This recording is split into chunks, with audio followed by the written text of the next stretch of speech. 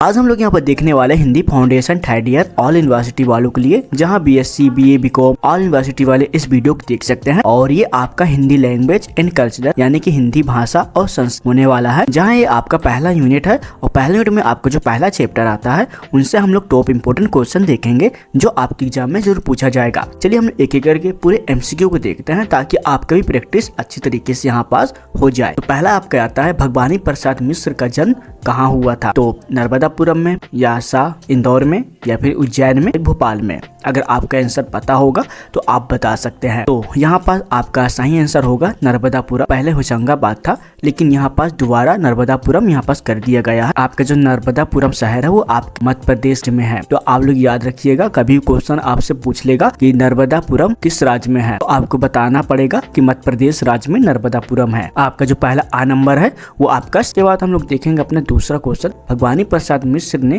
किस मासिक पत्र के बारे में आपको बताना है। तो पहला आपका आता है विनय, दूसरा कल्पना, तीसरा या फिर आपका इनमें से कोई नहीं। कल्पना मासिक पत्र होगा, वो आपका राइट हो जाएगा। एंड इसके बाद फिर आपका तीसरा आता है कवि ने सतपुरा के जंगल को क्या कहकर वर्णित किया है। पहला आपका आता है नींद में डूबे हुए से, अजगरों से भरे जंगल, या फिर उपरोक्त सभी, अनमने जंगल, अजगरों से भरे जंगल। ये सारे क्वेश्चन ऐसे पूछे जाएंगे तो आपको इन सारे क्वेश्चन को याद रख लेना, क्योंकि ये जो तीनों हैं वो आपका राइट रहेगा। यानी कि जो सतपुरा के जंगल है उन्हें यहाँ पास नींद में डूबे हुए भी कहते हैं, उगते अगमने के जंगल है उसे भी कहते हैं, अजगरों से भरा जंगल है वो भी कहा जाता है। एंड इसके बाद फिर यहाँ पास आता है भगवानी प्रसाद मिश्र को साहित्य अकादमी पुरस्कार किस काव्य का संग्रह के लिए सम्मानित किया गया है। पहला आपका आता है बुनी हुई रस्म, दूसरा घर की याद, गीत फरोश, फिर इसके बाद आता है कमल के फूल। तो देखिए जो आपके हिंदी के जो साल 1972 में उनकी जो कविताएं हैं संग्रह बुनी हुई रस्म आ नंबर है वो आपका राइट होगा। इसके लिए उन्हें साहित्य पुरस्कार यहाँ पर संग्रह काव्य के लिए दिया गया था। याद रख लीजिएगा जो साहित्य अकादमी पुरस्कार है ये भी इम्पोर्टेंट है, इससे भी क्वेश्चन पूछ लिया जाएगा। जो भगवानी प्रसाद मिश्र है उन्हें कौन सा पुरस्कार मिला था। और इसके अलावा आप लोग ये भी याद रख लीजिएगा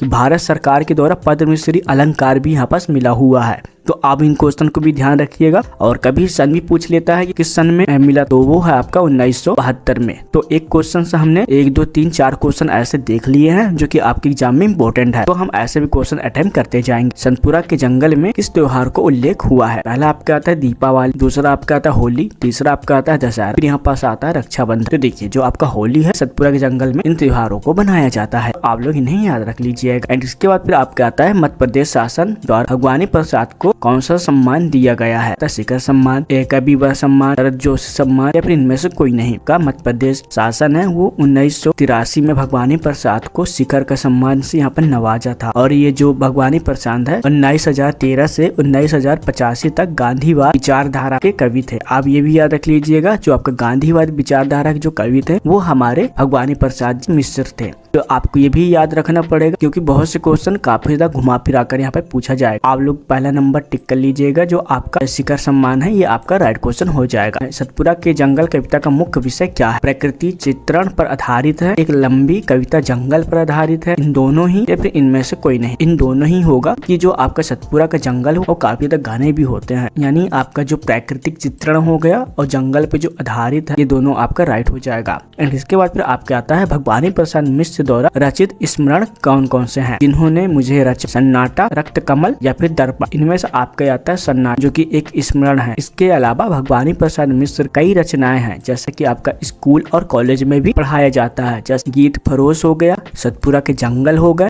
सन्नाटा हो गया, बुनी हुई रस्सी जो कि हम लोग इस एमसीक्यू में देख चुके हैं। कुछ यहाँ पर खुशबू की शिलाखें, ऐसे रचनाएं यहाँ पास किए थे। तो आपको थोड़ा बहुत रचनाओं को भी देख लेना है। आप लोग इन रचनाओं को भी याद रख लेना ताकि इनसे भी क्वेश्चन आपके यूनिवर्सिटी में पूछ लिया जाएगा। एंड इसके बाद फिर आपका अगला क्वेश्चन आता है नीति कुछ राज निबंध संग्रह लेखक हरिशंकर प्रसाद, या फिर माखनलाल चतुर्वेदी, या फिर भगवानी प्रसाद, या फिर रामधारी दिनांक। तो इनमें से आपका आता है भगवानी प्रसाद, क्योंकि उनका ही चैप्टर चल रहा तो उनका ही होगा। लेकिन ये कुछ नीति कुछ राजनीति ये शब्द आपको याद रख लेना है। ये निबंध जो है वो भगवानी प्रसाद जी का ही है। तो आप लोग इनको ध्यान रखिएगा क्योंकि आपके एमसीक्यू में बहुत सारे एमसीक्यू पूछा जाएगा। आपका माइंड काफी ज्यादा यहाँ पास कंफ्यूज होने वाला है। तो आप लोग कंफ्यूज मत होइएगा, बस आराम से इस एमसीक्यू को देखते रहिए। फिर आपके आता चित्रकाल संध्या नाम पुस्तक के लेखक हैं। पहला आता है विद्या निवासी मिश्र, फिर आता है भगवानी प्रसाद मिश्र, मैथिली शरण गुप्त, फिर आपके आता है फणेश्वर नाथ, भगवानी प्रसाद मिश्र, त्रिकाल संध्या नामक पुस्तक के लेखक यानी इन्होंने लिखे। आपको त्रिकाल संध्या आपको यहाँ पर याद रख लेना है। सतपुड़ा के जंगल कविता में किस जनजाति का वर्णन है? पहला आता है गोंड, आता है भिल, आता है भील, फिर आता है संथाल। तो देखिए जो आपका सतपुड़ा का जंगल है और उस जंगल में गोंड जनजाति ज्यादा पाए जाते हैं और आधा ज्यादा जो गोंड जनजाति है वो आपके अमरकंटक में भी पाए जाते हैं। जो आपका सतपुड़ा के जंगल है उसमें गोंड जनजाति ही पाए जाते हैं। कुछ बहुत से और भी अलग अलग जातियां होती हैं, लेकिन सतपुड़ा के जंगल में गोंड जातियों को ही यहाँ पर मान्यता अब भी दिया गया है। तो आप लोग यहाँ पर याद रख लीजिएगा गोंड जनजाति। इसके बाद फिर आपका अगला क्वेश्चन आता है, भगवानी प्रसाद मिश्र ने अज्ञेय द्वारा संपादित किस सप्तक में सम्मिलित है? तो देखिए तार सप्तक में, या फिर तीसरा सप्तक में, या फिर दूसरा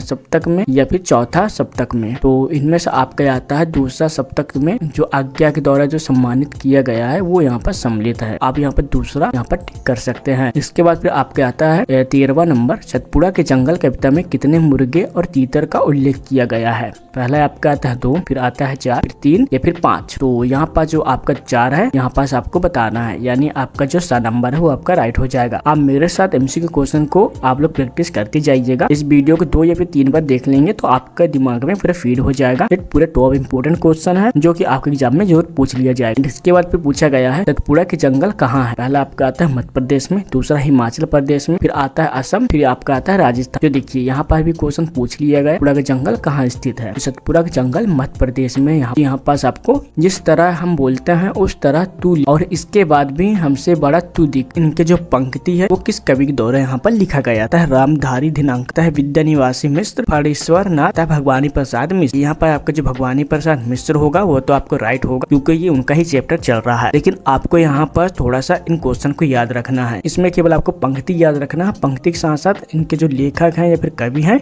उनके बारे में हम लोग लिख लेना। उनके बारे में आप याद कर लोगे आपके माइंड में आ जाएगा, यानी आपका जो ता नंबर है वो आपका राइट हो जाएगा। एंड इसके बाद फिर हम लोग बढ़ेंगे अपने अगले चैप्टर में। मैंने अपनी कविता में प्राय वही लिखा है जो मेरा ठीक पकड़ में आ गया है, दूसरे से कौड़ी लगाने की महत्वाकांक्षा में भी मैंने कभी नहीं। इस कथन भगवानी प्रसाद ने किस पुस्तक की भूमिका में लिखा है? काफी लॉन्ग क्वेश्चन है, तो इन क्वेश्चन को भी आप लोग उनके बारे में पूछा है। दूसरा सप्ताह हो गया, ये किस पुस्तक में लिखा हुआ है आपको इसे याद रखना है, या फिर तीसरा सप्ताह में, या फिर 4 सप्ताह में, या फिर इनमें से कोई नहीं। सप्ताह में लिखा हुआ है दूसरा सप्ताह में जो क्वेश्चन है यहाँ पर दिया गया है। एंड इसके बाद फिर आपका अगला क्वेश्चन आता है, भगवानी प्रसाद मिश्र को साहित्य अकादमी पुरस्कार किस वर्ष में दिया गया? ये मोस्ट इंपोर्टेंट क्वेश्चन है और आपसे जरूर पूछ लिया जाए। पहला आपका आता है 1971 में, 1973 में, उसके बाद फिर 72 में, या फिर 1974 में। तो आपको यहाँ पर कंफ्यूज नहीं होना है, आपको केवल 1972 में टिक बुनी हुई रस्सी है उनके जो साहित्य पुरस्कार है बस मिला था। फिर आप लोग इन क्वेश्चन को ध्यान जरूर दीजिए। 82 या फिर 82 में भगवानी प्रसाद मिश्र कौन सा पुरस्कार यहाँ पास मिला? तो कालिदास सम्मान, उत्तर प्रदेश हिंदी संस्कृत, फिर यहाँ पर पूछा जाएगा प्रदेश साहित्य सम्मान, फिर यहाँ पर पद्म भूषण। कौन सा पुरस्कार मिला था उन्हें? उत्तर प्रदेश हिंदी संस्थान है वो पुरस्कार यहाँ पास मिला। जो सा नंबर है वो राइट हो जाएगा। एंड इसके बाद फिर आपका 19वां नंबर है, भगवानी प्रसाद मिश्र का जन्म कब हुआ था? काफी ज्यादा ऐसे क्वेश्चन है जो कि जरूर पूछ लिया जाएगा। तो देखिए 29 मार्च 1913 में, या फिर 29 मार्च 1914 में, या फिर 29 मार्च 1915 में, 29 मार्च 1916 में। तो देखिए यहाँ पर जो 1913 है वो आपके यहाँ पर राइट हो जाएगा, यानी आपका जो आ नंबर है वो आपका राइट है। भगवानी प्रसाद का जन्म 29 मार्च 1913 में हुआ। आप लोग इनको याद रख लीजिएगा। एंड इसके बाद फिर आपका आता है भगवानी प्रसाद मिश्र की काव्य भाषा में डैश डैश क्षमता भी है। पहला आता है बिंबात्मक, दूसरा प्रतीकात्मक, आ तथा बा, इन दोनों या फिर इनमें से कोई नहीं। का जो आ और बा है वो आपका दोनों हो जाएगा। लेकिन ऐसे क्वेश्चन के अलावा और भी क्वेश्चन बन सकते हैं जहाँ अलग अलग भी यहाँ पर क्वेश्चन दे सकते। बाकी इनमें से आपको बिंबात्मक और प्रतीकात्मक इन दोनों की याद रख लेना, जो कि भगवानी प्रसाद मिश्र की जो भाषाएं हैं उनमें यहाँ पर बिंबात्मक क्षमता होती है और प्रतीकात्मक क्षमता होती है। इन दोनों क्वेश्चन याद रख लीजिएगा। एंड इसके बाद फिर अगला क्वेश्चन आता है, भगवानी प्रसाद मिश्र ने अपनी रचनाओं में खालिस्तान शब्द का प्रयोग किया। तत्सम हो गया, तद्भव हो गया, या फिर इनमें से कोई नहीं। इनमें से जो आपका तत्सम और तद्भव दोनों यहाँ पर देखने को मिल जाएंगे। आपको यहाँ पर याद रख लेना है जो भगवानी प्रसाद मिश्र उनकी जो रचनाएं है उसमें तत्सम और तद्भव यहाँ पर दोनों होता है। ये दोनों शब्द का प्रयोग किया जाता है। जो शब्द है वो भी दे दिया जाए। तो आप लोग इन दोनों में केवल तत्सम और तद्भव ही याद रख लीजिएगा। भगवानी प्रसाद मिश्र ने अपनी रचनाओं शब्द में प्रयोग भी किया है। ग्राम में हो गया, प्रांतीय हो गया, फिर इनमें से दोनों, इनमें से कोई नहीं। इनमें जो आपका ग्राम में हो गया और प्रांतीय हो गए, ये दोनों यहाँ अपनी रचनाओं के शब्दों में प्रयोग किया था। हिंदी काव्य भाषा को भगवानी प्रसाद मिश्र सबसे और इन्होंने खालिस्तान को साहित्य भाषा और काव्य भाषा का दर्जा प्रदान किया है। बोलचाल भाषा की, पाली भाषा की, विदेशी शब्दों की, इनमें से कोई नहीं। तो इनका जो बोलचाल भाषा है उसके अकॉर्डिंग ही उनका जो भाषा और काव्य भाषा के यहाँ पर दर्जा दिया। आप लोग यहाँ पे इनको याद रखें। भगवानी प्रसाद मिश्र ने जीवन के रूप अभिव्यक्ति अपनी कविताओं में की है। पहला आता है बोलझिल, दूसरा आता है सहज और यथार्थ, उत्तेजनापूर्ण, अनुमाने। इनमें जो आपका सहज और यथार्थता होगा ये आपका राइट होगा, जहाँ भगवानी प्रसाद मिश्र ने जीवन के रूप की अभिव्यक्ता अपनी कविताओं में की। आपको इनको याद रख लेना। भगवानी प्रसाद मिश्र का यथार्थ बोध केवल जीवन की कटुता, निराश और विषमता का चित्रण नहीं करता, वरन उनके यथार्थ बोध के पीछे खालिस्तान की आशा छुपी हुई है, मानवता की विजय या फिर सुखपूर्ण विषय या फिर सुखपूर्ण भविष्य या फिर अथवा, यानी कि इन दोनों आ या फिर बा या फिर में से कोई नहीं, आय और बा दोनों हो जाएगा। क्योंकि जो मैंने क्वेश्चन बनाया है ये दोनों क्वेश्चन आप लोग इनको अच्छे तरीके से कर लीजिएगा, क्योंकि इनके अलावा भी बहुत से क्वेश्चन अलग से पूछे जा सकते हैं, इसलिए केवल इन क्वेश्चन को आप लोग फोकस करिएगा। ये आपका 25वां नंबर क्वेश्चन कंप्लीट हो चुका है। एंड इसके बाद फिर हम देखेंगे अपना अलग बुनी हुई रस्सी काव्य संग्रह के लिए भगवानी प्रसाद मिश्र को कौन सा सम्मान दिया। पीछे भी देख चुके हैं, साहित्य अकेडमी पुरस्कार या फिर साहित्य शिरोमणि, पद्म विभूषण है, ये आपका जो पद्म भूषण है, ये दोनों अलग अलग। तो इनमें जो आपका साहित्य अकेडमी पुरस्कार आपका जो नंबर है वो आपका यहाँ पर राइट हो जाएगा। पुरस्कार है, आप लोग इन्हें भी याद। भगवानी प्रसाद मिश्र का प्रकृति चित्रण छायावादी सौंदर्य चित्रण है, यानी जो आपका प्रकृति सौंदर्य चित्रण है